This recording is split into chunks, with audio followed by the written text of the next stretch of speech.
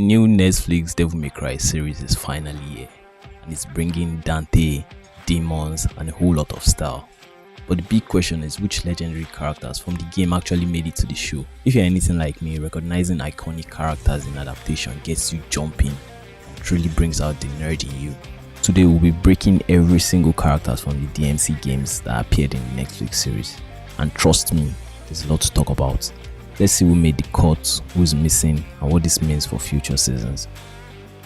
Of course, we have to start with the man, the myth, and the legend, Dante. If Netflix has left him out, the entire internet will have rioted. Now, this version of Dante is heavily inspired by Devil May Cry 3, which means he's younger, cockier, and still growing into the demon-slaying icon we know and love. He's rocking his signature red coat, wielding rebellion, and still wielding his guns. But this time around, he hasn't gotten ebony and ivory just yet. But he still knows exactly what he's doing. But how does he compare with the Dante we know from the games? Well, he's got the attitude, the skills, and the look.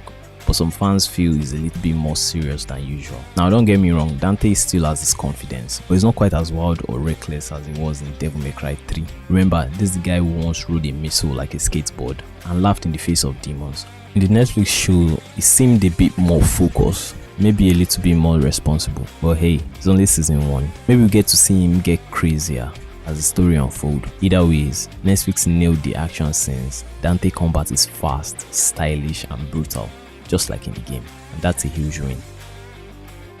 Alright, let's address the elephant in the room. Where is Vergil?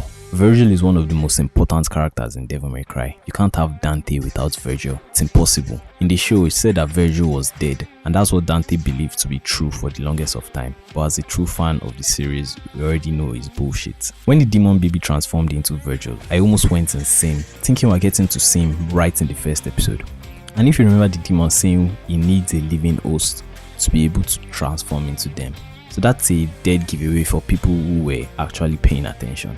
And we see the rabbits collecting a vial of blood from a particular demon. And already for fans of the series, you can tell that was Lelo Angelo, Vergil's counterpart. We got a huge reveal at the ending as well. It shows him turning into his human form, gracing us with his iconic look while wielding Yamato. It's only natural to see him last minute if the show was really going to nail the adaptation correctly.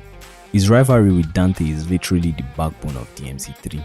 In the next season, I'm sure that's where Dante and his twin brother Vergil will reunite. So get ready for the most epic sibling fight in anime history.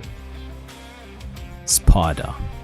Dante and Vergil's legendary demon father. We really got to see flashbacks of him and heard stories of how he rebelled and saved the human race. But honestly, no one really knows what happened to him after he fathered Vergil and Dante.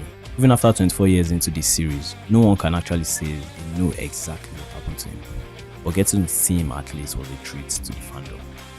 Now let's talk about one of the most underrated but badass characters in Devil May Cry, Lady. If you've played any of the DMC games, you know this woman is not to be messed with. Lady is one of the first humans to ever give Dante a real challenge. She's not just some side character, she has one of the best backstories in the series. Her whole mission is to get revenge against her father, Capcom, who was basically trying to unleash hell on earth. In the show, it shows that her father died in the fire.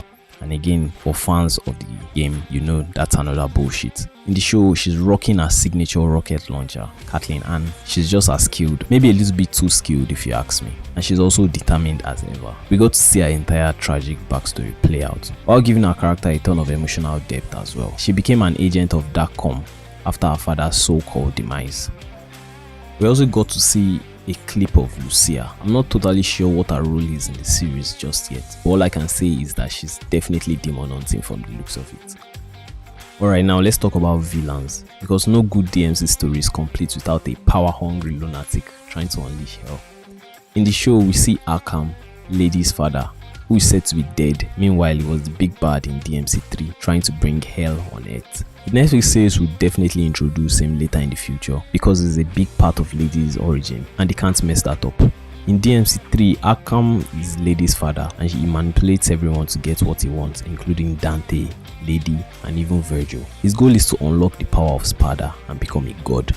Some other villains were shown, like Calvelia Angelo from DMC5, Echidna from DMC4, Agni and Rudra from DMC3. If the show follows the game storyline, then we're going to see a lot of betrayal, backstabbing, and some absolutely insane fights. Get ready because things are about to get messy. So those are the characters we got to see in season 1. But let's talk about who else might show up. Trish. Trish is a fan favorite and we will definitely get to see her later in the series. She was created by Mundus to kill Dante, but she eventually switched sides and became one of his most trusted partners.